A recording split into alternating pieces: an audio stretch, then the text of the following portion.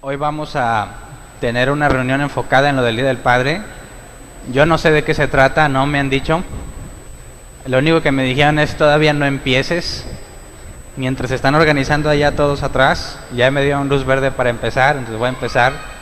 Mi parte este día es compartir el tema y no sé qué es lo demás, así que terminando de compartir el tema, yo voy a ceder el micrófono a mi esposa y como es sorpresa para los papás, ya veremos qué sigue. Ya notaron todos las playeras, dice desde cuándo, ¿verdad? Desde cuándo empezaste a ser papá. Qué bonito detalle. Yo no sé cómo estuvo eso, pero a mí me entregaron una y veo que muchos traen y otros no traen. No sé de qué se trata, pero puedes preguntarle a tu esposa, ellas son las que estuvieron ahí involucradas en el proceso. Entonces, los que están ahí atrás, por favor pasen, a menos que se te haya encargado una responsabilidad específica ahí atrás. Si no tienes una responsabilidad específica ahí atrás, por favor siéntate para poder iniciar. Y bueno, nos vamos a salir del tema. Hoy debiésemos empezar el Nuevo Testamento. No lo vamos a hacer para enfocarnos en esto. Si Dios quiere, el miércoles, el grupo de miércoles nos va a tocar iniciar y ya de ahí empezamos hasta terminarlo. Espero que podamos ver cosas, como lo comenté el miércoles. Los que ya tienen aquí más de 1 año y medio, saben que nos toma alrededor de 1 año y medio darle vuelta a toda la Biblia. Hace 1 año y medio estábamos hablando del Nuevo Testamento, pero gracias a Dios me ha permitido aprender muchas cosas más que quiero platicarles, así que muchas de las cosas que vimos, el orden en el que las vimos, las voy a modificar para explicar los eventos de una forma diferente, y espero que podamos avanzar juntos en ese tema. Así que si todavía estás en el Viejo Testamento, alcánzame. Y el tema que vimos el miércoles, a pesar de que el domingo vimos Malaquías y es el último del Viejo Testamento, el miércoles nos regresamos a Miqueas, porque quería aclarar un asunto que hemos tomado como base aquí en la iglesia en cuanto al cobrar por las cosas y ese tipo, y quisiera que todos lo escucharan para que entendieran nuestra base bíblica al respecto, que a pesar de estar en el Viejo Testamento, hay una relación con el Nuevo Testamento y nuestra responsabilidad para... me están diciendo que como se fue la luz no se grabó. Ni modo, no me acordaba. Entonces no pidan nada. Bueno, en otra ocasión podré explicarlo, pero es la base. Quien vino ya la sabe, no nomás es porque nos gusta regalar las cosas, no. Hay realmente un trasfondo de por qué debe de ser así. Pero bueno, por ahí alguien lo grabó en un teléfono, no sé si lo tienes, el audio en teléfono, quieras compartírselo a Humberto para que pueda pasar a los demás. Por lo pronto, vamos a leer 1 Timoteo 3:4. Como no estamos en orden, me estoy yendo hasta Timoteo, Y este pasaje habla sobre uno de los requisitos para los obispos, también ancianos. La palabra obispo y anciano uno habla entre la figura y otro en cuanto a la responsabilidad. Y dice, debe gobernar bien su casa y hacer que sus hijos le obedezcan con el debido respeto. Y aquí yo saco el nombre del tema, aunque literalmente no lo dice, pero el nombre del tema es un buen padre, por si lo quieres pedir más adelante. Y no hay un versículo en la Biblia que nos defina un buen padre, así literalmente. Un buen padre hace esto y esto y otro. Y sabemos que tenemos ejemplos de sobra de un buen padre en Dios. Pero cuando me pongo a pensar en este asunto y trato de encontrar un versículo que defina a un buen padre, encuentro este. Aunque no lo dice, quiero proponerte evidencias al respecto y que podamos entender lo que Pablo está pidiendo aquí, porque es una definición quizás simple, pero muchas de las cosas que están aquí, creo yo, escapan a simple vista al momento de leerlo.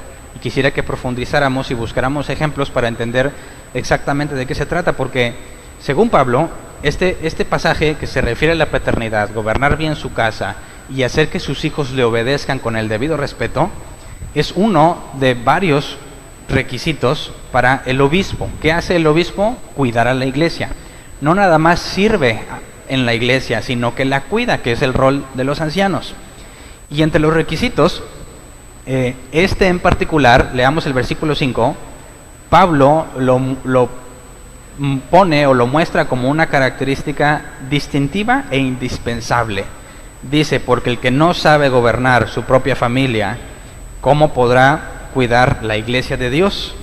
Entonces, menciona otros que quizás te puedes enfocar en obtenerlos, y quisiera que los leyéramos para ver el contraste contra lo que Pablo dice, de que el que no sabe gobernar su propia familia, su propia casa, no va a poder cuidar la iglesia. Entonces leamos del 1 al 7 para entrar en el contexto de lo que dice ahí y tratar de empezar a desglosarlo a detalle. Versículo 1 dice, 1 Timoteo 3, se dice y es verdad que si alguno desea ser obispo, a noble función aspira. Así que el obispo debe ser intachable, esposo de una sola mujer, moderado, sensato, respetable, hospitalario, capaz de enseñar.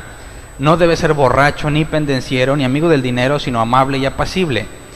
Debe gobernar bien su casa y hacer que sus hijos le obedezcan con el debido respeto, porque el que no sabe gobernar su propia familia, ¿cómo podrá cuidar de la iglesia de Dios? No debe ser un recién convertido, no sea que se vuelva presuntuoso y caiga en la misma condenación que cayó el diablo. Se requiere además que hablen bien de él los que no pertenecen a la iglesia, para que no caigan en descrédito y en la trampa del diablo. Entonces, ¿cuál te parece el más difícil de todos esos? Ahora, aquí hay palabras pendenciero y unas que quizás ya no se usan y se nos escapa al entendimiento, pero leámoslo en la traducción lenguaje actual. Los mismos requisitos con palabras más actuales. Dice, si alguien desea dirigir una iglesia, realmente desea un buen trabajo, pero debe ser alguien a quien no se le pueda acusar de nada malo. No está demandando perfección, porque es imposible, pero que no se le demande nada malo. Es decir, en su vida no debe de haber un escándalo que la gente se haya enterado y que lo puedan acusar por esa situación. Entonces, si tú vas a poner a alguien al frente, no debe de haber un evento que la gente puede decir, tú eres el de esto, tú eres el que hizo esto, tú eres el que le pasó esto, porque si no, ya queda descalificado. Dice, debe tener una sola esposa, controlar todos sus deseos y pensar 2 veces lo que va a hacer. Debe comportarse correctamente, recibir con gusto en su hogar a los visitantes y saber enseñar. No debe ser borracho, ni violento, ni buscar pelea. Al contrario, debe ser amable y tranquilo y no estar preocupado solo por el dinero.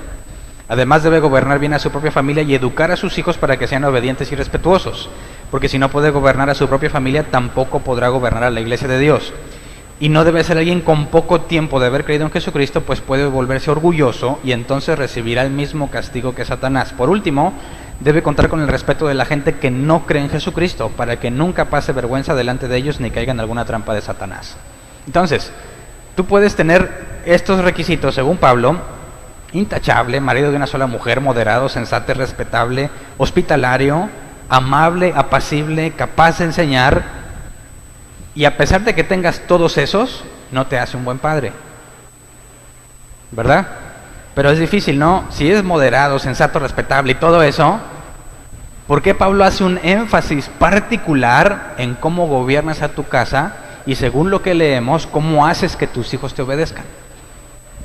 No dice, y más vale que no sea avaro porque no va a poder. No, lo enfoca en la paternidad. Pablo resalta la paternidad por encima de estos. ¿Por qué? Porque pues quizás alguien aquí en la iglesia nos puede engañar de todo eso, ¿no? Pero un papá no puede engañar a sus hijos, ni a los de su casa. Por eso, si alguna persona quiere en algún momento aspirar a cuidar la iglesia, es un acto obligado a hablar con su esposa y con sus hijos, si los tiene. Y ellos van a decir si realmente su papá es todo lo demás, lo que nosotros vemos. Los que no vivimos con él y solo lo vemos aquí o lo vemos en ciertos lugares donde él fácilmente puede mostrar una imagen que no es de él. Pero su familia, los de su casa, no hablo de primos, los que conviven en el mismo hogar, ellos son el verdadero testimonio de si ese hombre puede cuidar la iglesia o no.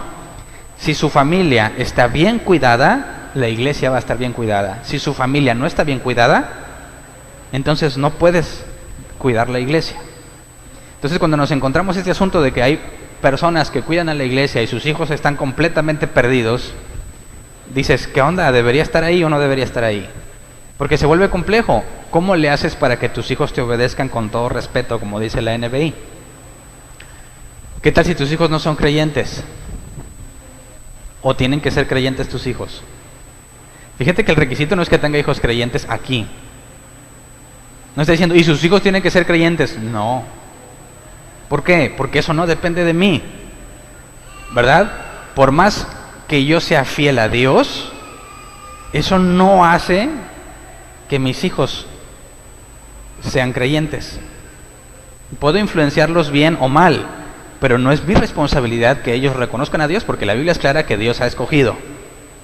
Entonces, ¿cómo Dios me condicionaría a mí que mis hijos sean creyentes si Él mismo dice que Él los escoge? Eso no se me puede demandar a mí. Pero lo que se me demanda para uno de estos requisitos, es decir, estos no son requisitos para el pase, sino son requisitos vitalicios. Si alguno de esos lo pierdes, quedas incapacitado, si no hay arrepentimiento, ¿verdad? Porque te puedes equivocar. Entonces no es de que al momento en que se te analiza, los tienes, pasaste y ya, te ganaste la plaza. Y luego tu hijo tiene derecho a eso, como hoy lamentablemente muchos pastores heredan el reino a sus hijos.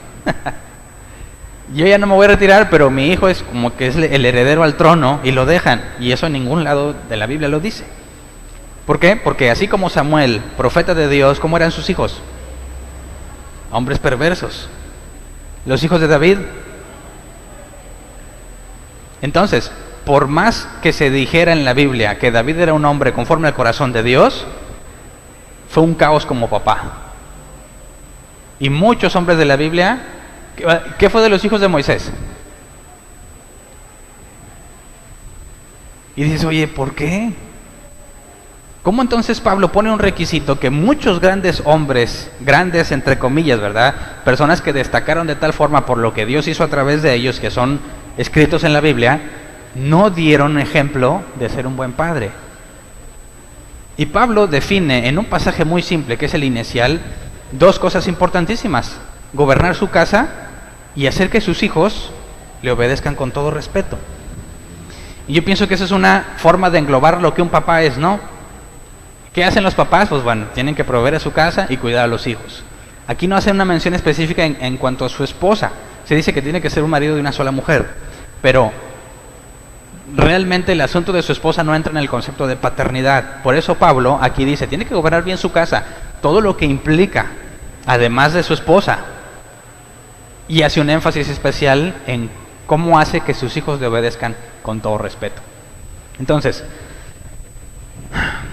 yo pienso que entre las dos cosas que propone Pablo, gobernar su casa, que es la primera, y la segunda es hacer que sus hijos le obedezcan con todo respeto, la primera es la que aparentemente todo hombre entiende. ¿Qué significa gobernar tu casa? La palabra gobernar es el griego proistemi o proistemi, que se traduce como administrar, mantener, estar al frente, gobernar o dirigir. Eso es muy dicho, ¿no? Es el rey de la casa. En el papel, ¿verdad? Porque luego dicen que la señora es la que manda. Pero en cuestión de económica y todo el mundo sabe lo que se espera de un hombre cuando se casa. Ese rol está muy bien definido, estereotipado y todo. Todos saben los hombres que su trabajo es conseguir la provisión de la casa, y de hecho se enfocan mucho en esa parte. Y hasta se usa como un punto de comparación, ¿no? Entre papás. ¿Quién le da mejores cosas a su familia? Si yo le he dado o yo tengo una mejor casa para mi familia que otro, puede ser que yo me sienta un mejor padre, porque he sido más hábil a la hora de proveer. ¿Quién tiene el mejor carro? Digo, ahorita tener un carro lamentablemente no es para trasladarme del punto A al punto B, sino cómo me van a ver cuando llegue al punto B, ¿verdad? Porque si tú quisiste un carro que te moviera, pues escogerías un carro básico. Pero no, que si el quemacocos, los rines deportivos, conexión Bluetooth, un estéreo especial con alta fidelidad, las pantallas. Buscas, aparte cómo se ve por fuera, va de acuerdo a mi estatus o no. O sea, soy gerente y el carro va conmigo. Y ya se convierte en una forma de medir el estatus, porque ¿quién se puede comprar un carro así? Ahora hay carros feísimos, pero bien caros, y se los compran por caros. Aunque el carro está feo, desde mi perspectiva, está feo el carro, pero es muy caro. Y eso le da un estatus especial, porque podría decir que está bien feo, pero no te lo puedes comprar. Entonces tú ves a un señor que sabes que es padre de familia y llega a su casota, en su carrazo, dices, wow, ese hombre tiene éxito. ¿Por qué? Porque bajo el principio de la provisión, yo he escuchado señoras que dicen, es que mi viejo sí sabe hacer billetes. Y las señoras que andan batallando porque su viejo no sabe, pues se agüitan, ¿verdad? Porque dicen, no, pues es que este es mejor papá, porque mira, este sí sabe. Este los tiene en la mejor escuela, en la mejor institución para que aprendan karate, pintura, natación, lo que tú quieras. No van ahí con municipio, qué oso, con los mejores. Y eso lo hace mejor papá, según el criterio de la sociedad. De manera que pensamos que una persona que le ha ido bien económicamente es un buen padre, porque sus hijos no tienen de qué quejarse. Tienen todo. Sale el iPhone 6 y ya lo tiene el muchachito.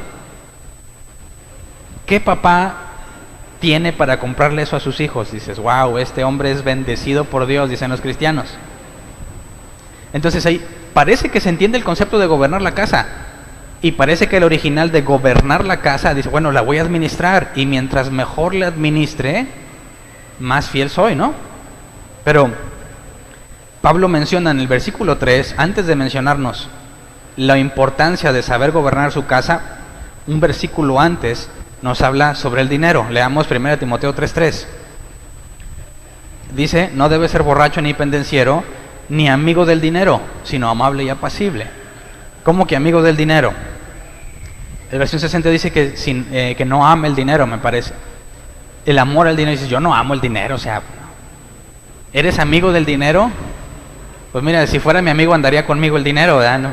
No me pela mi dinero, no es mi amigo. Pero puede haber hombres pobres que son amigos del dinero. Puede haber hombres ricos que no son amigos del dinero. Y todo está en entender el original. Cuando la Biblia en la NBI dice ni amigo del dinero, es una sola palabra en griego que es afilarguros, que se traduce como no amar al dinero. O sea, la palabra a es la negación de filarguros. Filarguros es, en el original, amador de plata. Pero la palabra filarguros al mismo tiempo son dos, filo y arguros. Y filo es filios, amor fraternal. Así como amas a un amigo entrañable de manera íntima personal, Pablo dice, hay quienes así sienten por el dinero. O sea, que el dinero es muy importante para ellos. De manera que así como un amigo te gusta estar con él, hay personas que les gusta así personalmente tener dinero. Por eso digo que es independiente de si eres rico o no, si tienes o no tienes, porque hay quienes tienen muy poco. Imagínate, les entregan utilidades, ¿no? Estamos en esas fechas. Como yo no soy empleado, ni me entero. Yo siempre me reparto las mías, pues yo. Pero ¿qué hacen los que no tienen dinero normalmente y luego les dan utilidades? No dicen, al fin voy a pagar mis deudas. No, van corriendo por el iPhone 6. ¿Por qué? Van corriendo y se compran cosas que no necesitan. Y lo que realmente deberían hacer no lo hacen, porque al fin tienen ese tan preciado dinero y van a poder alcanzar sus sueños, y de una forma desmedida usan el dinero. Ahí hay una relación personal con el dinero, no es una mera herramienta, hay algo más. Entonces, el hecho de que el hombre gobierne su casa no tiene que ver necesariamente con la cantidad de dinero que traes, porque aparte Jesús dijo, no te preocupes por lo que has de comer, lo que has de vestir y dónde vas a vivir, porque Dios sabe que necesitas esas cosas. Entonces el asunto de gobernar su casa, aunque así es el estereotipo, digamos, o la creencia general, no tiene que ver con la cantidad de dinero que traes, porque Pablo agrega este adjetivo, dice tiene que gobernar bien, y la palabra bien nos va a hacer entender ¿a qué se refiere Pablo con gobernar bien? Porque la palabra bien es el griego kalos y se traduce como bueno, hermoso, honorable, noble. es bueno que inspira a los demás. Entonces, no es de que administre bien, sino que la forma en que administro hace que los demás lo vean como algo honorable, algo valioso y algo que inspira. Entonces, no está refiriéndose a la cantidad que traes, porque Jesús claramente enseña que eso no debe ser una preocupación para los que saben que hay un Dios. Más bien dicho, que es su Dios. Muchos saben. Los que conocen a Dios y tienen una relación personal con Él saben que no tienen por qué preocuparse de esas cosas, porque Dios ya sabe que las necesitas. Y que padre le dará a su hijo una culebra cuando le pide comida. Entonces, el papá, más que enfocarse en el dinero que va a traer, según Pablo, tiene que hacerlo eso de tal forma que es honorable e inspira a los demás, la forma en que lo hace. Esto nos lleva a tratar de imaginar, entonces, pues yo voy al trabajo y cómo voy de forma hermosa y honorable al trabajo. Es difícil de aplicarlo. Por eso, la segunda parte espero nos ayude a entender este asunto de lo hermoso o lo honorable al hacer las cosas, porque si yo no debo enfocarme por la provisión económica, como dice Mateo 6:25, quisiera que lo leyéramos para empezar a poner una base de lo que voy a decir después. Mateo 6:25 dice: por eso les digo, no se preocupen por su vida, qué comerán o beberán, ni por su cuerpo, cómo se vestirán. ¿No tiene la vida más valor que la comida y el cuerpo más que la ropa? O sea, que a veces te enfocas tanto en lo material que te olvidas de lo realmente valioso. No vale más la vida y el cuerpo que lo que le pones o lo que le das. Entonces, en lugar de estar disfrutando el día de hoy, estás enfocado en estar mejor el día de mañana, ¿verdad? Entonces, cuando se llegue el día de mañana, tampoco vas a disfrutar ese día, porque vas a estar enfocado en el día que sigue.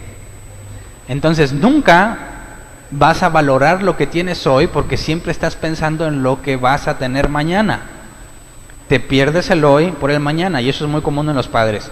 Tus hijos crecen tan rápido, nunca estuviste con ellos.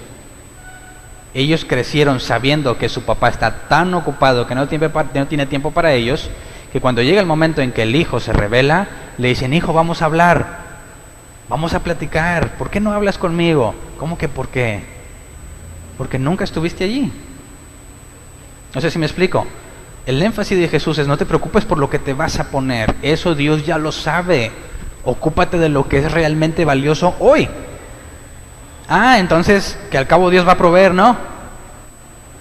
Oye, viejo, pues puro huevo en la casa. Bueno, ¿y? Disfrutemos el hoy.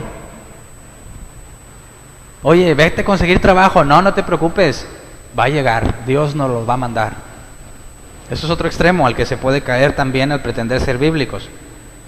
Pero leemos el 31 y el 32 de Mateo 6. Dice: así que no se preocupen diciendo qué comeremos o qué beberemos o con qué nos vestiremos. Porque los paganos andan tras todas estas cosas y el Padre Celestial sabe que ustedes las necesitan. Entonces, síntoma de no conocer a Dios es preocuparse por eso. ¿Y qué es lo que la mayoría de los padres hacen? Se preocupan por eso, al grado que lo verdaderamente valioso no lo viven. Tratan de ser buenos padres haciendo completamente lo opuesto, dándole valor a lo que no tiene valor y restándole valor a lo que sí lo tiene. Entonces, podrás decir: bueno, yo no he visto muchas cosas que mi hijo hace, pero le he dado lo mejor.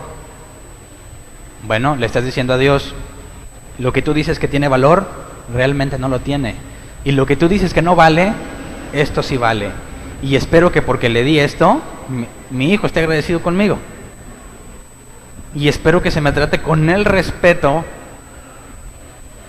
por todo el sacrificio que hago. Así que cuando yo llego, yo espero que mis hijos y mis hijas, no es mi caso porque están muy chiquitos, espero nunca hacerlo, pero bueno, me han platicado esas historias. Llega el jefe de la casa y como llega tan cansado por traer la provisión, ¿qué espera el rey? Pues trato de rey, ¿verdad? Que le soben las patas, que le tengan su ropita lista, el masaje en la espalda luego, porque este hombre se mata afuera. Pero es curioso, este llega y descansa y demanda cuidados. ¿Y su esposa cuándo? Yo voy y salgo y tengo un horario de trabajo y llego y ya acabé. ¿Y la mujer cuándo acabó su horario? Entonces empieza a haber ciertas cosas que no tienen sentido cuando el hombre ha perdido el sentido de lo valioso y se lo ha dado ese valor a otros asuntos que según la Biblia ni siquiera deberías preocuparte por eso si es que conoces a Dios. Entonces, realmente vivir o ver que un hombre creyente vive la vida con su familia tendría que ser algo muy extraño porque no se parece en nada a la sociedad. ¿Me explico? Podrás no tener una mega casa ni membresía en un club privado, pero un verdadero hombre que conoce la Biblia viviría el tiempo de tal forma con sus hijos que tengas o no tengas dinero, disfrutas el día de hoy con ellos. Por eso digo que entre lo que los papás buscan hoy en día se ha perdido mucho el concepto bíblico y sería muy difícil bajo la rutina diaria, porque se voy a ir, pero ¿a qué horas? Yo voy al trabajo muy temprano, dejo a los niños en la escuela, no los vuelvo a ver hasta la noche. Y como a veces me quedo tiempo extra o es tanto el trabajo que me quedo a trabajarlo, cuando regreso ya están dormidos. No puedo dejar de trabajar para estar con ellos. Entonces, ¿cómo le haces? ¿Cómo quiere Dios que le hagas? Bueno, ahí está curioso el asunto porque la Biblia habla de que tienes que reposar el día séptimo, no como un acto religioso, sino como hacer un alto.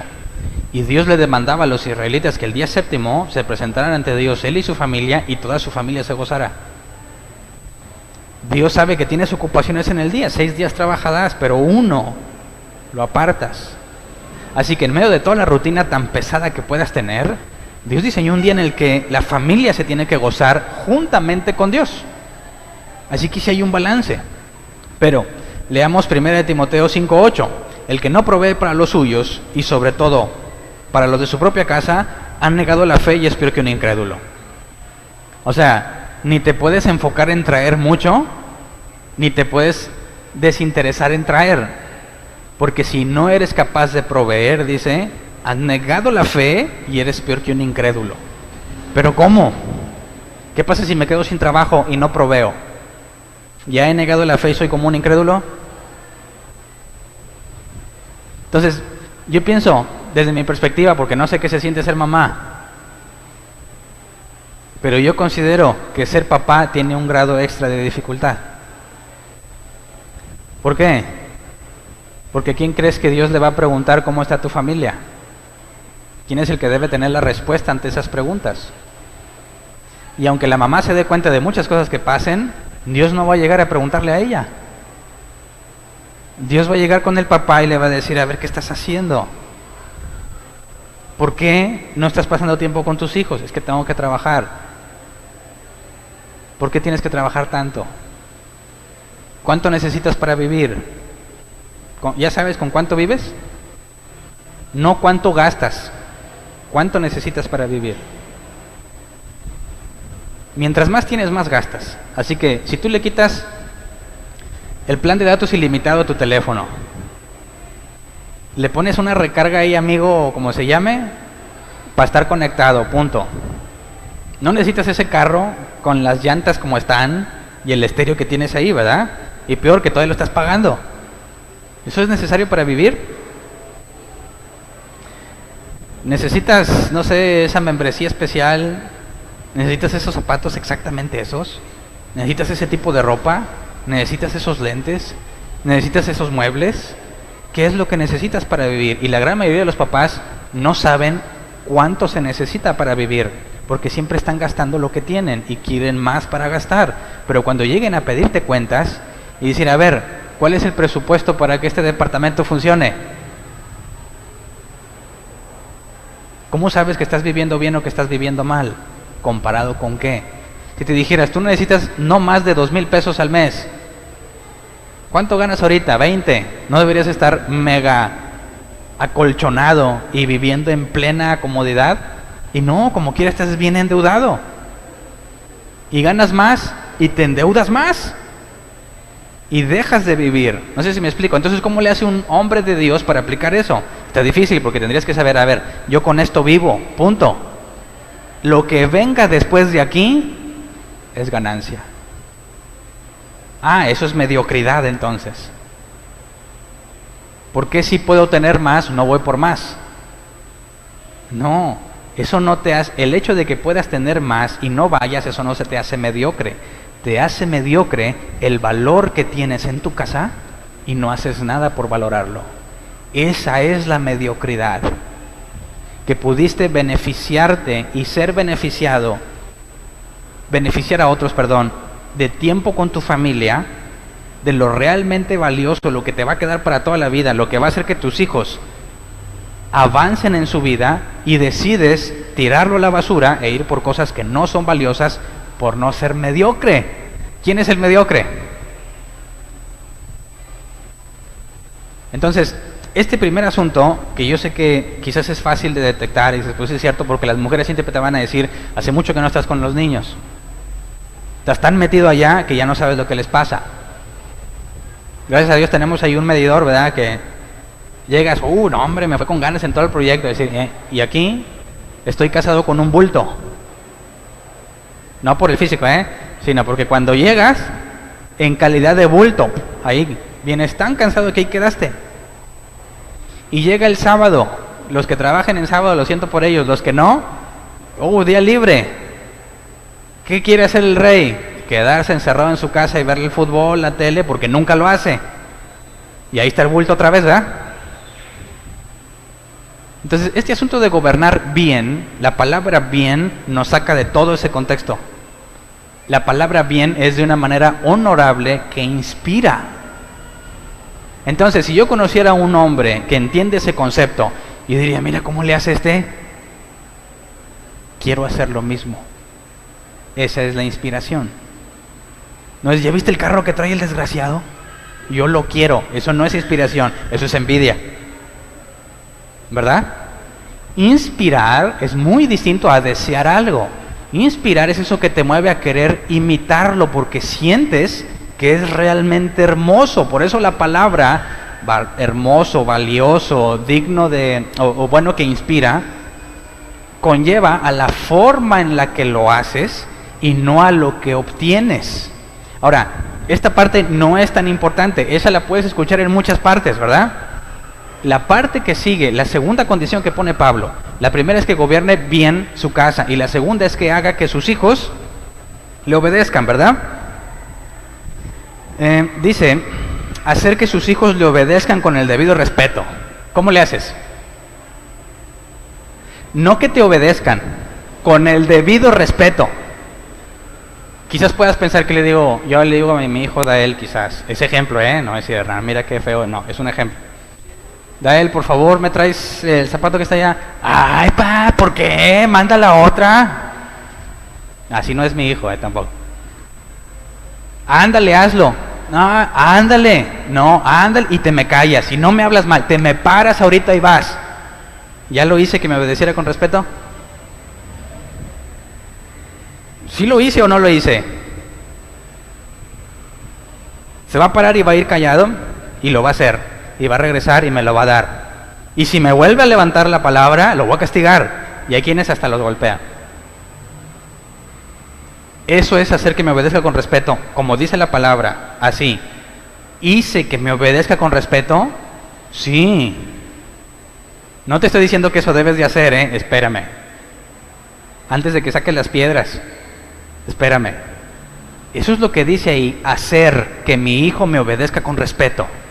Y eso se entiende como disciplina. Lo vas a hacer porque te lo digo yo. Y me vas a respetar. Y lo vas a hacer y lo vas a hacer callado. Yo voy a hacer que me obedezcas con respeto. Y eso es lo que muchos padres de familia intentan hacer, ¿no? Por medio de una disciplina estricta, enseñarles a que deben de tener disciplina. Fuera de sus límites, o sea, en un rango sano, todo hijo necesita que lo regañen. Todo hijo necesita que le digan, haz tu tarea, te guste o no, tienes que hacerla. Porque si no se lo dices, le haces un daño, ¿verdad? Entonces, siéntete bien. Yo me acuerdo mucho de mi papá eso. Yo llegaba, obviamente era un arrastrado, lo acepto, era un arrastrado. En la preparatoria yo sentía que como ya me había esforzado mucho en la escuela, merezco que me traten como rey en la casa. Qué ignorante, ¿verdad? Yo llego y me acuesto con las patas en el sillón, no podía venir papá, sin excepción, baja los pies. Ya sabía que venía, los bajaba, se iba y los subía. Obedece las reglas. Estás en mi casa y haces lo que yo digo. ¿Es malo que le digas eso a un hijo? No, no es malo. Es muy necesario que sepa que hay reglas en la casa. Levántate temprano. Es que estoy de vacaciones. ¿Qué me decía papá siempre? Estás en vacaciones de la escuela, no en vacaciones de la casa. Bueno, ¿es malo que me diga eso? No, yo tengo 16 años, 17. Soy un arrastrado que está de vacaciones. En lugar de ir a conseguir trabajo, necesito que alguien me esté haciendo obedecer. Ayúdale a tu mamá. Las muchachitas quizás aplica más. Se la pasa en el Face, selfie, selfie, selfie. No tiene nada que hacer y la mamá siempre dice, ¿cómo no? Ponte a barrer, ponte a trapear. Siempre hay cosas que hacer. No digas que no tienes nada que hacer. Ahora, ninguna de esas cosas es mala. Y hay cierta edad en la que necesitas que tu hijo tenga disciplina. Pero el asunto es que de eso no habla la Biblia, a pesar de que eso es lo que leemos.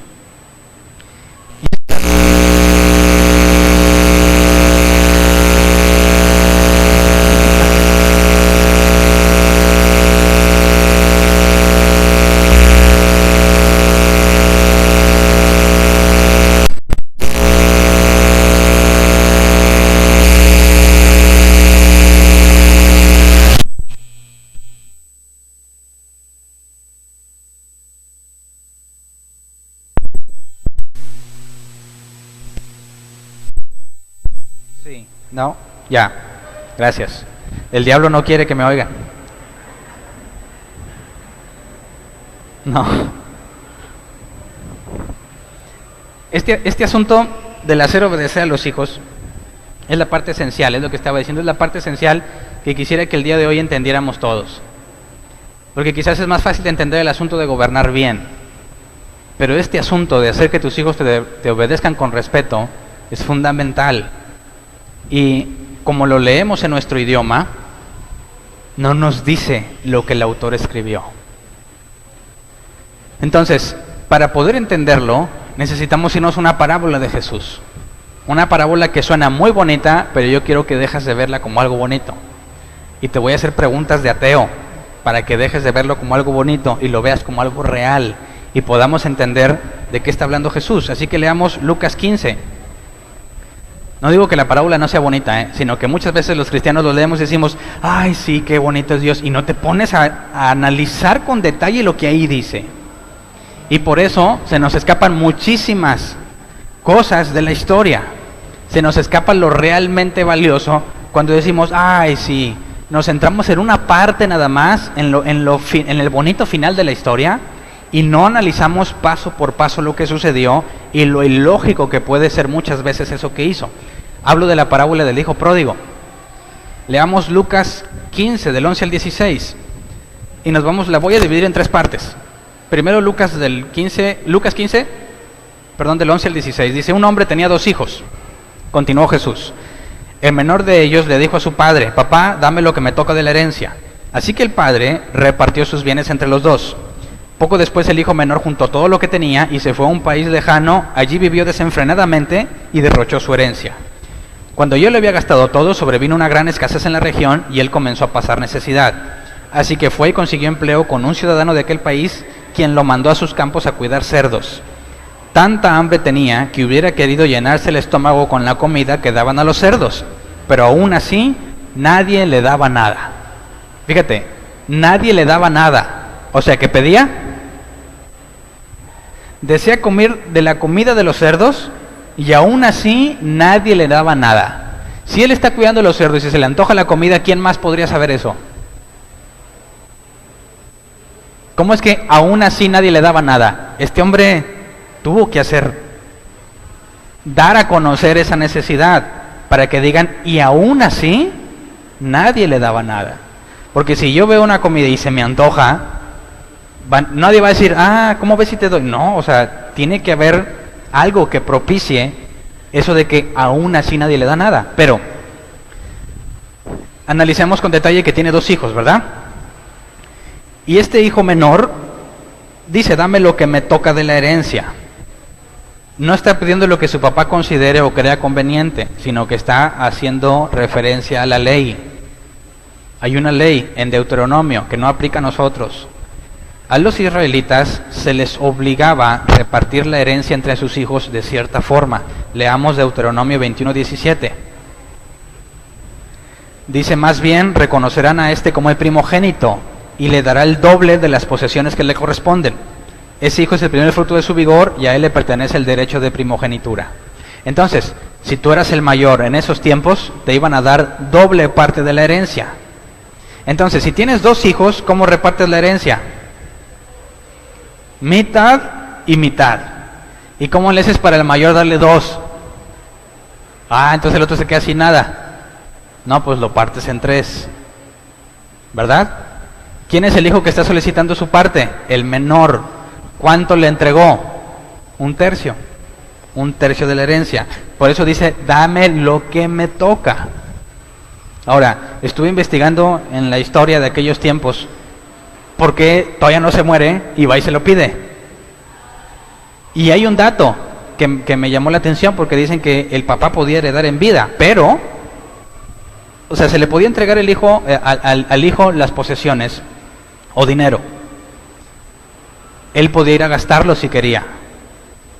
Y ahí se pierde la herencia. Pero si le entregaba bienes materiales y el hijo no va a venderlos ni nada, el papá puede hacer uso de ellos y cuando su hijo quiera pasarlos a otra persona o venderlos, aunque vive con su papá, se le prohibía hacerlo hasta que el papá muriera. Por eso, cuando el hijo dice, dame la parte de la herencia, y se va, el papá, como ya se lo llevó el dinero, porque dice que lo derrocha, el papá perdió esa fracción de su terreno, de sus propiedades. Pero el hijo mayor ahí se queda. Eso es interesante. Porque mientras el hijo mayor siga ahí, no puede hacerlo, no puede hacer nada con la herencia hasta que se muera el papá. Entonces, el hijo, para poder hacer uso de lo que el papá tiene, tiene que irse, no hay de otra. No podría usarlo si se queda.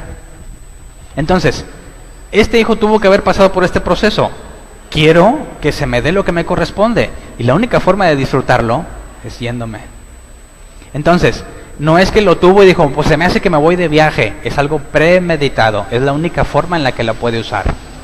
Es la única forma en la que se puede beneficiar de esa parte. Y bueno, entonces se hace la repartición y se va. ¿Tú crees que el papá era tan ingenuo que no sabía lo que su hijo iba a hacer con el dinero? ¿El papá sabía que su hijo lo iba a derrochar, sí o no? ¿Su papá crees que tenía la sabiduría para ver que no le iba a servir de nada? Es decir, su hijo vive y el resto de la historia nos dice que tiene siervos. O sea que no es un señor que esté en la pobreza. Sabe administrarse y tiene empleados que trabajan para él. Y sus empleados viven mejor que él en otra ciudad cuidando los cerdos. Así que su hijo no es cualquier hijo, es un hijo con estatus social. Y su papá le ha entregado todo gratuitamente. Y hay cierta edad en la que los muchachos piensan, yo puedo solo, ¿verdad? Así que este hijo decide irse aunque no sabe nada de la vida. Y la prueba está en que se lo gasta todo. No dijo empezó un negocio, no. Se lo gasta todo, eso es inmadurez. Eso habla de que no sabe lo que tenía con su papá, se le hace la vida fácil, como leí en un post otra vez, adolescente, si ya no quieres que tu papá te diga que te vayas a trabajar y que te estén reclamando las cosas y que te obliguen a cumplir reglas, te propongo una solución. Salte de tu casa, consigue trabajo y van a dejar de molestarte. ¿Verdad? Entonces, ¿qué clase de hijo es el hijo menor? Inmaduro completamente. ¿Qué papá le da el dinero a su hijo inmaduro para que se vaya y lo gaste? ¿Qué clase de papá hace eso? Aquí hay 2 opciones. El papá lo hace con toda conciencia de que le va a ir mal, o el papá es igual de inmaduro que el hijo. Pero, si tú quisieras aplicar la definición de Pablo, ¿este hijo fue respetuoso con lo que pidió? ¿Le está mostrando respeto a su papá? Al contrario, es una enorme falta de respeto decirle, dame lo que un día me ibas a dar, porque ya no quiero vivir contigo y me lo quiero gastar, quiero hacer lo que yo quiero. Dame lo que me corresponde, como si fuese una obligación. ¿Sí o no los hijos dicen así? Es tu obligación cuidarme y darme de comer, yo no te pedí venir, a mí no me preguntaste si querían hacer, así que es tu obligación, o voy y me quejo al DIF. ¿Estás obligado? Está chiquito, bueno, y ya está grandote, bueno para trabajar, y sigue arrastrado en la casa, no hay ninguna obligación. Pero el hijo inmaduro piensa que su papá está obligado. Entonces suena extraño. ¿Es un buen padre o un mal padre este? ¿Por qué no hace que su hijo le obedezca con respeto? ¿Está obedeciendo el hijo al padre? ¿Lo descalificarías como obispo? Si este señor dijera, oye, yo quiero ser de los que cuidan en la iglesia, y eso, ¿y tu hijo? Ah, pues es que me pidió las cosas para írselas a gastar, ¿y se las diste? Sí. ¿Qué clase de papá hace eso con su hijo? ¿Tú se lo darías? Se le va a ir a gastar, le va a ir con ganas al principio, y luego después, ¿qué van a hacer los hijos? ¿Se regresan o no se regresan cuando ya no tienen nada? ¿Quién se quiso ir un día de su casa? ¿Alguien de aquí? Nadie. 1, 2, sí, 2, 3, 4, yo también. ¿Y sigues con tus papás? ¿Por qué te regresaste? Yo un día dije, me largo. Acaban de perderse esta bendición. Al cabo mis amigos me van a aceptar. No, hombre, me corrieron la mamá de los amigos. ¿Qué tuve que hacer? Como la poesía del Chavo. Vuelve el perro arrepentido, con el hocico partido y la cola entre las patas. Pero en mi orgullo, lo único que hice fue dormirme en la banqueta fuera de la casa. Y en la mañana siguiente, ándale, pásale, métete. ¿Qué crees que iba a pasar con ese muchacho? Si tú eres su papá, se lo das, sabes que muy probable se va a regresar sin nada. ¿Y quién perdió? Pues yo que le di el dinero.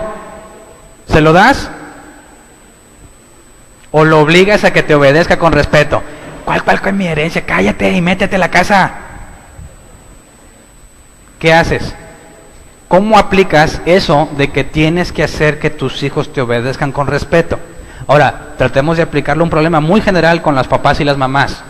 Es que mi hijo no es creyente. ¿Cómo le haces para decir eso? ¿Cómo le haces para cumplir con que tu hijo te obedezca con todo respeto? Si ni siquiera te cree. Mira, la Biblia dice, yo no creo en esas cosas. ¿Qué es más difícil? ¿Tienes un hijo creyente y le pides algo a un hijo no creyente y que le pidas algo? Cuando el hijo está decidido a irse como este, Él dice, él tiene su plan, dámelo a mí y me lo voy a gastar. ¿Qué clase de hijo es? ¿Es creyente o no creyente? Es no creyente. Dices, ¿cómo le hago para que le hablo feo, lo regaño, no le hablo con amor? Hijo, no te vayas de la casa, hijo. ¿Qué crees que va a hacer el hijo? Tiene el control. Me voy, ya me estoy yendo, ¿Por qué? Porque ya vio que te puede. Pero que te le dices, ay, pues lárgate, a mí no me importa. Se va a largar. ¿Eso es lo mejor? Ni quitar si es muchacha. Entonces, ¿le dices no te vayas o le dices lárgate? ¿Cuál de las dos es hacer que tu hijo te obedezca con todo respeto? A eso me refiero con que no queda claro, ¿verdad? A ver, si tú eres creyente, ¿qué es lo que debes de hacer? Ahí se refleja si estamos entendiendo lo que Pablo dijo o no. Ahora, ¿qué clase de papá es ese? que le dice, ten, vete. Y luego más adelante dice, mi hijo muerto era. O sea, como en las películas mexicanas, ya no tengo hijo, has muerto para mí. Y así, ¿verdad? Y se va. ¿Cómo es que le da el dinero? Vete, sabe lo que va a pasar, y cuando regresa, vamos a le dices que mi hijo muerto estaba. O sea, ¿qué clase de papá le dice, vete, al cabo que estás muerto para mí? ¿Eso es hacer que te obedezca con respeto? Es donde se pone muy complejo. ¿Es un buen padre o no? Lo dejas que cuide la iglesia, según lo que puso Pablo, que gobierne bien su casa y que haga que sus hijos le obedezcan con todo respeto. ¿Aplica o no aplica? ¿Lo aceptas o no lo aceptas para que cuide la iglesia? ¿Quién de aquí sí lo acepta? Levante su mano. ¿Nadie? Bueno, sí, a ver, con firmeza, yo sí. Porque así quiero que a la fregada se me van. Bueno, levante su mano quien no lo acepta a este papá por haber dejado ir a su hijo. Tienen que votar. No hay otra opción. ¿Lo aceptas o no lo aceptas? Escoge una, la que te parezca más conveniente. ¿Quién dice no, no lo acepto? Imagínate que depende de ti. Hernán, viene este señor, poniendo mi caso. Oye, es que mira, yo quiero acá ser de los obispos. ¿Cómo está tu casa? Pues se fue y le di todo. Está muerto para mí. Le dices, palomita, bien. O dices, no, ve y busca a tu hijo.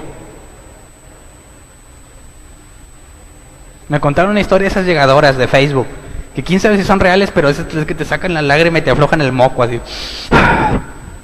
Una muchacha se va de su casa. Se va porque se peleó con su papá. Tiene días que no regresa, el papá está muy angustiado. Y no hace lo que todo papá hace. No fue a buscarla, sino que este hombre se toma un selfie, imprime la foto y la pega en postes y en todos los lugares, entra a los antros, bares de mala muerte, prostíbulos, y pega su foto, y lo único que dice es, vuelve a la casa. No dice el nombre de la muchacha, no dice nada de eso. Él no se dedica a buscarla, simplemente pega esa foto de él con esa frase en todas partes. Un día la muchacha entra a un lugar de mala muerte y ve esa imagen. Se quiebra y decide regresar. ¿Qué hizo este papá? Muerto es. ¿Lo aceptas o no lo aceptas? Levante su mano el que no lo acepta. 1, 2. Levante la mano el que sí. Ok, tengo una pregunta para los que dicen que sí. ¿Cómo lo hizo obedecer con todo respeto?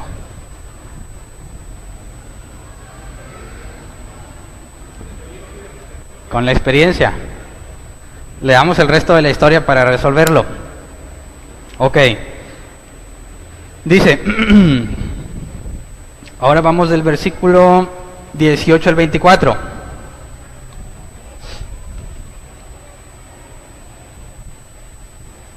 Lucas 15, 18 al 24. Cuando el muchacho recapacita, ¿verdad? Tengo que volver a mi padre y decirle, papá, he pecado contra el cielo y contra ti. Ya no merezco que se me llame tu hijo. Trátame como si fuera uno de tus jornaleros. Así que emprendió el viaje y se fue a su padre. Todavía estaba lejos cuando su padre lo vio y se compadeció de él. Salió corriendo a su encuentro, lo abrazó y lo besó. El joven le dijo, papá, he pecado contra el cielo y contra ti. Ya no merezco que se me llame tu hijo. Pero el padre ordenó a sus siervos, pronto, traigan la mejor ropa para vestirlo, póngale también un anillo en el dedo y sandalias en los pies. Traigan el ternero más gordo y mátenlo para celebrar un banquete. Porque este hijo mío estaba muerto, pero ahora ha vuelto a la vida. Se había perdido, pero ya lo hemos encontrado. Así que empezaron a hacer fiesta. Pregunta, ¿por qué corrió el papá a recibirlo? ¿Y cómo se dio cuenta que ahí venía? Todavía no llegaba. Y corre. Leí en el contexto judío que es indigno de un hombre de edad avanzada tener que levantarse la túnica y correr, porque se descubren partes deshonrosas. Entonces, para que el padre pudiese correr. Ahí va el pobre viejito.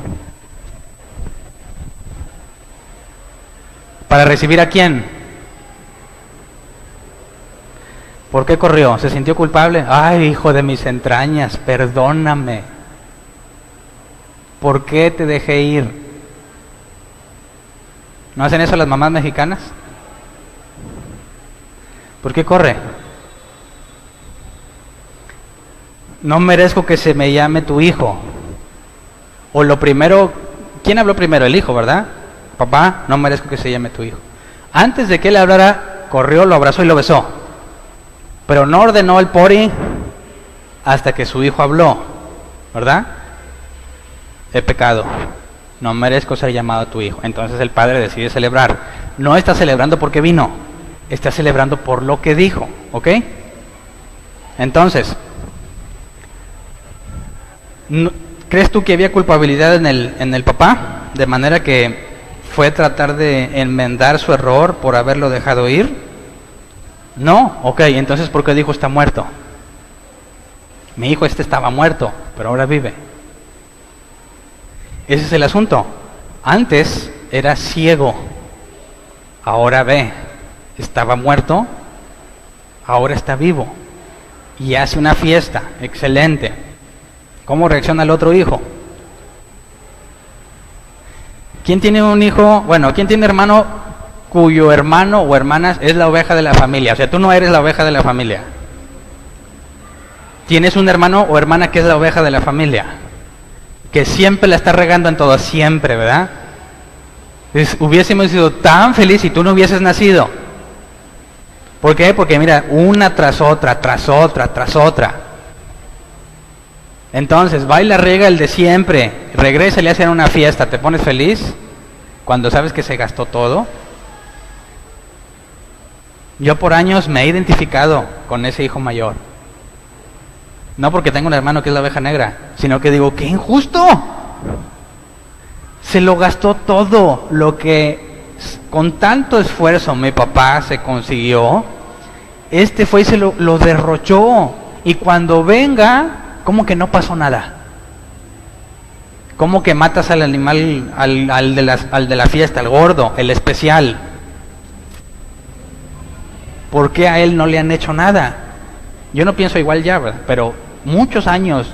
¿Por qué? Es injusto. No es justo que se le trate así. Y es precisamente la forma de reaccionar. Y entonces el papá tuvo problemas con el que se le fue, regresa y ahora tiene problemas con el otro. Y tiene que tratar también con el otro. Leamos esa parte. 25 al 31. Mientras tanto, el hijo mayor estaba en el campo. Al volver, cuando se acercó a la casa, oyó la música del baile.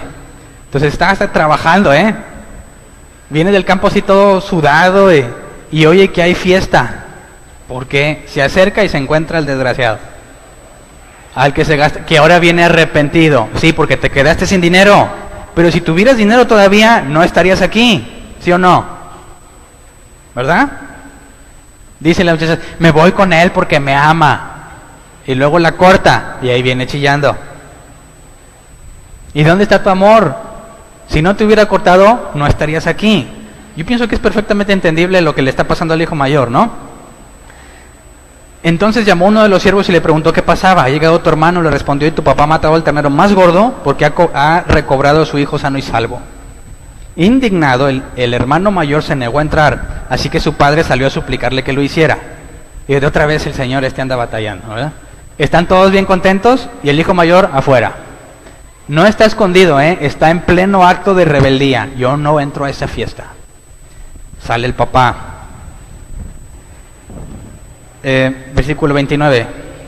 Le pide el papá que entre, ¿verdad? Dice, él le contestó, fíjate cuántos años te he servido sin desobedecer jamás tus órdenes, y ni un cabrito me has dado para celebrar una fiesta con mis amigos. O sea que eran de Monterrey, ¿verdad? Versículo 30.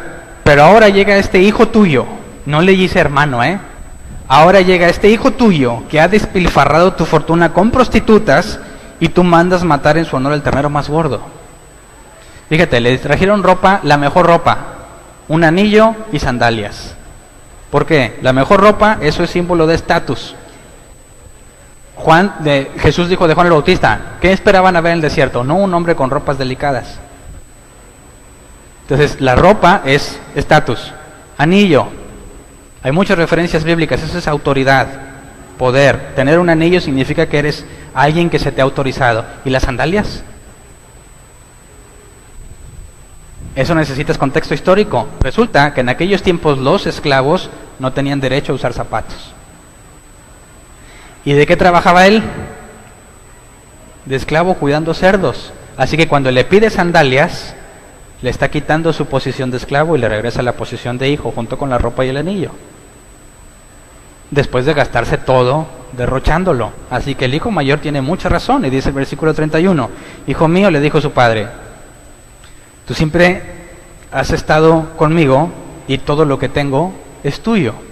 ¿A qué se refiere eso? ¿Cómo que todo lo que tengo es tuyo? Pues porque repartió la herencia al principio. Lo que el padre tiene ya no es de él. Son las 2/3 partes que son del hijo mayor. Así que cuando le dice todo lo que tengo es tuyo, es verdad, es de él. Así que el cabrito, ¿quién se lo tenía que dar? El papá no tiene la autoridad para agarrar un cabrito y dárselo. ¿Me explico? Porque ya le dio las 2 partes que le correspondían al mayor. ¿Me explico? El papá le está diciendo, tu hermano, no mi hijo, tu hermano regresó y todo lo que tengo es tuyo. ¿Qué significa? Perdió su herencia y la perdió. No te voy a quitar, no voy a volver a repartir. Tú sigues quedando con toda la herencia que tengo. ¿Y sabes por qué yo no te he dado ningún cabrito? Porque no son míos, son tuyos. Pero este hijo piensa que como él se lo merece, como él es obediente, por eso su papá lo ama. Y es otro error. Así que, ¿qué onda con este papá? Tiene 2 hijos perdidos. El que parece que está bien, no está bien. Y el que está bien mal se le fue y lo regresa. Y es más, cuando se le quiere ir, le dice, ten para que te vayas. ¿Es un buen padre o un mal padre? Fíjate, el cristiano lee y dice, sí, a mí también me puso la ropa y el anillo y las sandalias, y se te olvida todo lo demás. Por eso, no me lo tomes a mal, pero no leas la Biblia como cristiano. Léela como ateo. Así de que, ¿por qué? A ver, no, yo no me trago eso. ¿Por qué? Porque eso te va a obligar a cuestionarte y a preguntarte. Y dice Jeremías, ¿te has de gloriar en algo? Dice Dios, gloríate en entenderme y en conocerme. Así que necesitas entender. Uno de los mandamientos, amarás al Señor tu Dios de toda tu alma, toda tu mente y de todas tus fuerzas. Necesitas preguntarte. Si esto es verdad, va a haber respuestas. Si no, estás perdiendo tu tiempo y deja de perderlo. Pero necesitas preguntarte. Entonces, versículo, hasta ahí. Tú siempre estás conmigo y todo lo que tengo es tuyo. Bueno, mejor sí, el 32, por favor.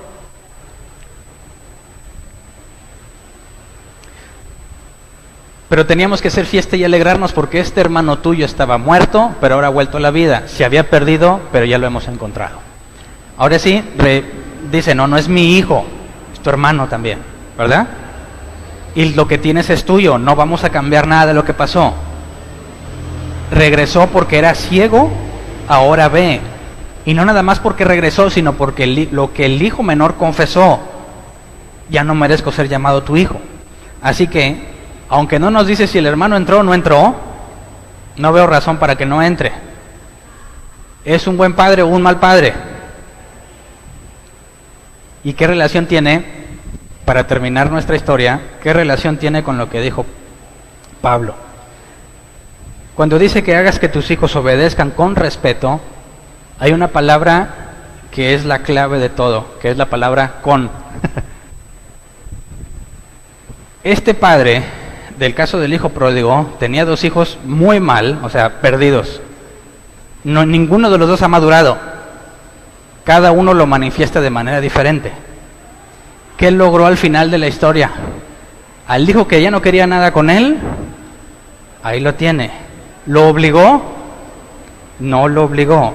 ¿Cómo le hizo para que este hijo necio e inmaduro ahora esté completamente agradecido y dispuesto a trabajar como un siervo, sin forzarlo, sin castigarlo, sin obligarlo? ¿Cómo le hizo? Cuando dice, hace que sus hijos obedezcan con todo respeto, la palabra obedezcan es upotaje, que se traduce como sujeción, sumisión, obediencia, o sea, sí, tiene que hacer que lo obedezcan. La palabra con es muy interesante, es el griego meta, que no nada más es una preposición. La palabra con se traduce como en compañía de, o implica esperar un resultado después de estar con algo o con alguien. O sea, no nada más es que obedezca con respeto, o sea, que me obedezca respetuosamente, no, sino que la palabra con es haciendo referencia a que obedece acompañado de. Y la palabra respeto es el griego semnotes, que se traduce como honor, dignidad, que merece reverencia. En pocas palabras, comportamiento que provoca la reverencia de otros. Entonces la palabra no es respeto. Está diciendo que te obedezcan por estar acompañado de, como resultado después de una actitud que provoca la reverencia de otros. No que los obligues, sino que te van a obedecer por resultado de tu comportamiento que merece la reverencia de otros. Cuando su hijo viene, ¿cómo ve ahora a su papá comparado como lo veía al principio? Lo dejó ir. El papá sabe que va a regresar. Logra que ahora su hijo lo respete por la forma en que fue tratado, porque no merecía amor, no merecía misericordia y su papá se lo entrega. Su hijo va a estar agradecido toda su vida porque sabe que no debería estar allí sin que se le obligara. La actitud de su papá fue digna de reconocimiento, de reverenciarla, y por eso le obedece. Entonces, ¿cómo cumples ese requisito? ¿Qué tiene que hacer un papá para que sus hijos le obedezcan? Sean o no creyentes. Tiene que comportarse y vivir de tal forma que no es que porque si crees en Dios o que tienes la razón, no.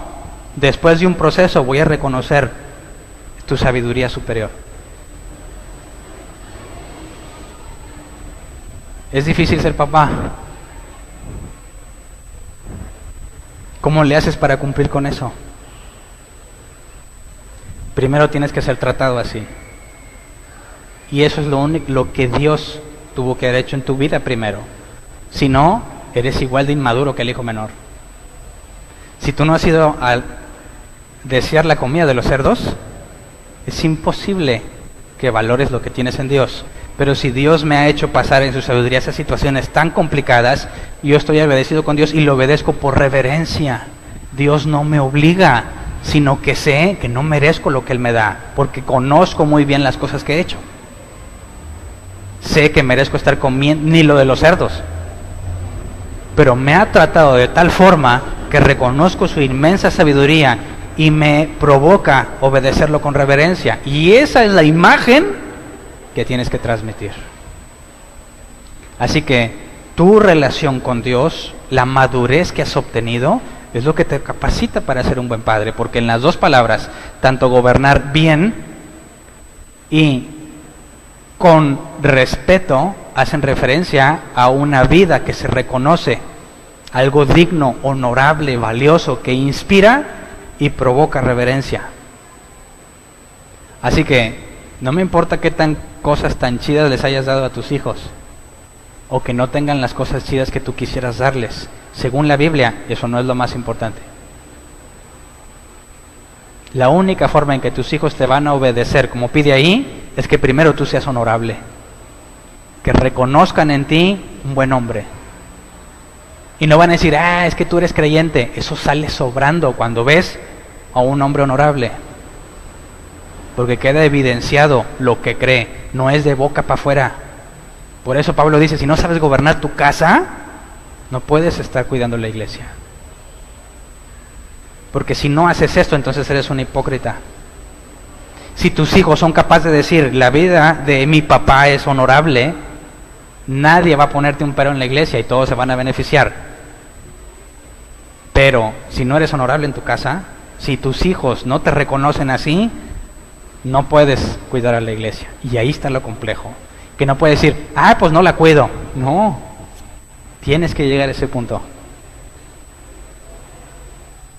Entonces, si tú, papá, no tienes la sabiduría, el entendimiento, para poder comportarte como este hombre sabio que parece que la está regando, pero no, está muy adelantado a su hijo, de una forma ilógica está cambiando su actitud.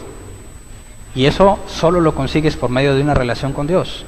Cuando ves en ti mismo los errores, cuando veas a tu hijo, vas a decir como muchas mamás mexicanas, tú apenas vienes, yo ya vine. Y no por eso te desprecio, sino que con sabiduría te voy a permitir que te pasen cosas para que conozcas y entiendas. Y sin obligarte, vas a regresar y vas a reconocer que lo que yo te daba realmente era valioso. Y voy a demostrarte que así como Dios me trata a mí, yo te trato a ti. Y así como yo obedezco a Dios, no por mi creencia, sino por la experiencia que he tenido, mis hijos van a hacer lo mismo.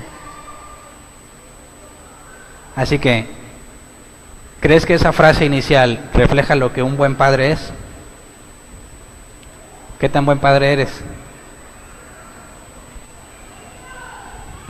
Y esa es la pregunta que quiero que te lleves. ¿Sabes? Tú no te puedes calificar a ti mismo. ¿A quién le tienes que preguntar? Dice, pues yo creo que soy buen papá. Me tacha gorda. Mándalo con los cerdos para que aprenda. Tú no puedes decirlo. No puedes decirlo. Tienes que ver en tus hijos. Tienes que verlo en tu mujer. Esta vieja no se somete. Alguien tiene problemas. Y no es la vieja. ¿Verdad? Es que no has sido honorable. Es que no inspiras. Es que no motivas.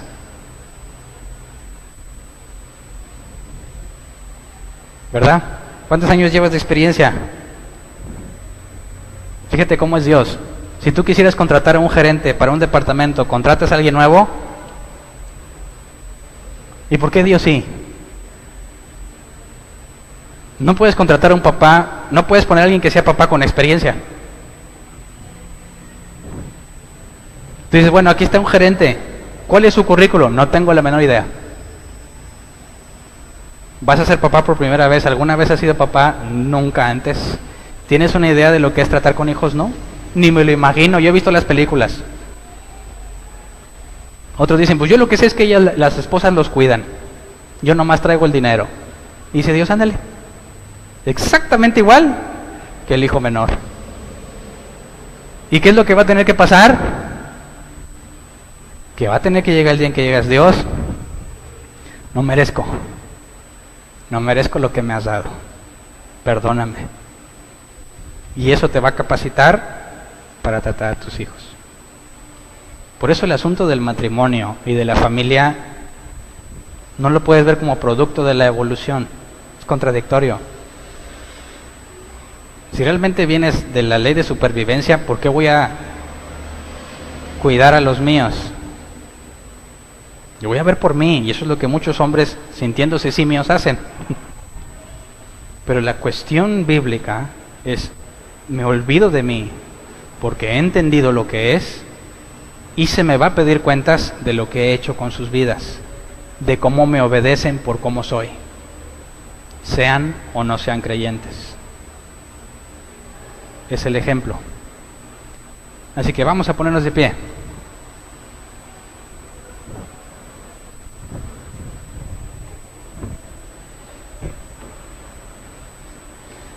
Yo tengo 10 años de experiencia y se pueden decir que han sido muy simples porque están chiquitos, ¿verdad? Cuando entre la adolescencia y todo ese tipo de cosas, me voy a enfrentar a problemas serios. Ahorita más que nada es como de aguante, ¿verdad? Que si los pañales y bueno, Gracias a Dios no tengo problemas que si los novios, que si las novias, que si las salidas, un día vendrán. Y yo sé que aquí hay papás que tienen mucha más experiencia. Y dicen desde el siglo pasado. Yo soy de este siglo, ¿verdad? Hay otros que desde el siglo pasado. Qué bien. Pero necesitas evaluar qué tan bien lo has hecho. Tus hijos te van a decir, la primera es tu esposa. Es más, ni necesitas preguntarte cómo te trata.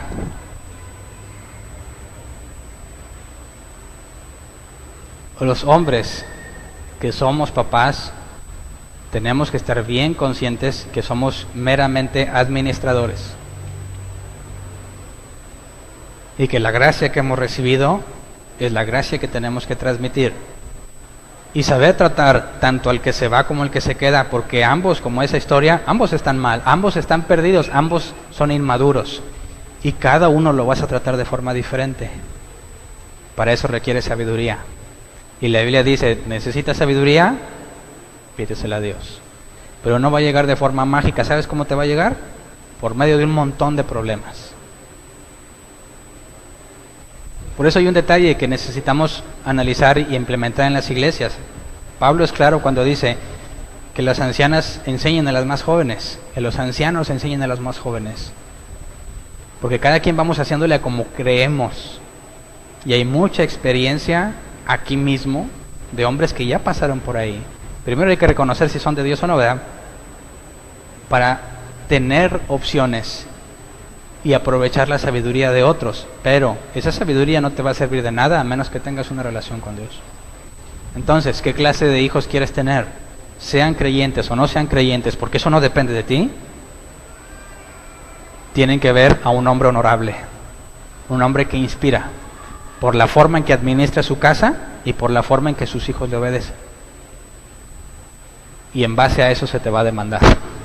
Así que oremos por los papás. No para que la pasen bien. Y quisiera que pusieras atención en eso. No voy a pedir, y quisiera que estés de acuerdo conmigo, decir, Señor, tráeles refrigerio. Que se sientan felices. No. Machácalos, hazles ver, al que esté ciego ábrele los ojos a la fuerza, no lo dejes en su loco libre albedrío. ¿Me explico? No lo dejes hacer lo que él cree que es mejor, muéstralo, llévalo a hacerlo mejor, porque no va a querer, porque va a llegar cansado del trabajo y no va a querer hacer nada. Así que no le des descanso, no lo dejes en paz. Oblígalo y llegará el día, canoso, viejo, que se va a sentir orgulloso por todo lo que se esforzó, por todo lo que se vació en sus hijos, por ver hijos que por respeto, que por reverencia reconocen en su papá a un hombre digno de admirar. Y todo eso vale la pena, ¿sí o no? Así como ven, si oramos por eso. Señor, habemos muchos papás aquí, incluyéndome a mí, que hemos hecho lo que consideramos que es correcto. Ya no nos dejes hacerlo. Te pedimos que nos obligues a hacer lo correcto por medio de la experiencia.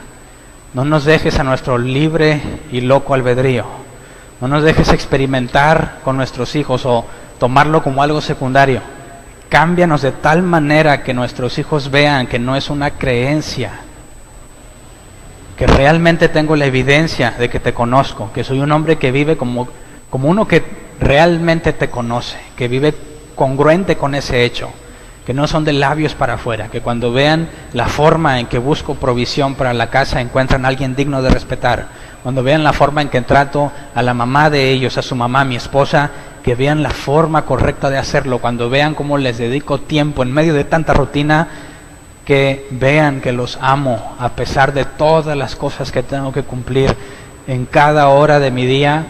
Enséñame primero a estar contigo, a decirme de mí mismo como el hijo pródigo, no merezco ser llamado tu hijo, porque eso es lo único que me califica para tratar de igual forma a mis hijos. Ten misericordia de todos los que hemos cometido errores. Trata con cada uno de nosotros en lo particular. Haznos ver a través de nuestros hijos cómo vamos. Ponnos la evidencia en nuestra mujer, en nuestra familia. Queremos, sobre todas las cosas, hacer lo que es correcto hacer, no por amor a nosotros, por amor a ti y por amor a mis hijos. Necesitamos que nuestros hijos vean al verdadero Dios de la Biblia y queremos ser el ejemplo de eso. Queremos ser un testimonio que a pesar de los errores que se pueden cometer, siempre van a encontrar un hombre que se sabe arrepentir. A pesar de los errores que podamos cometer, siempre van a encontrar un hombre que reconoce que se equivoca.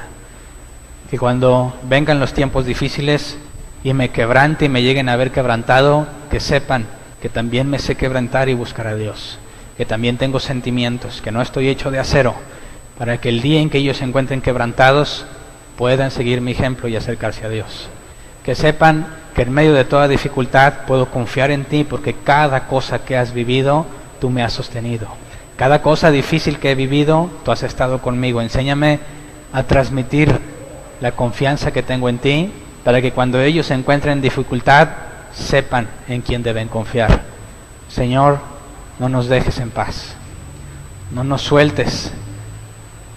Llévanos en tu misericordia a hacer lo mejor para nuestras casas y para nuestros hijos. Esto te lo pedimos sabiendo que va de acuerdo a tu voluntad. Por eso te lo pedimos en el nombre de Jesús. Gracias. Amén.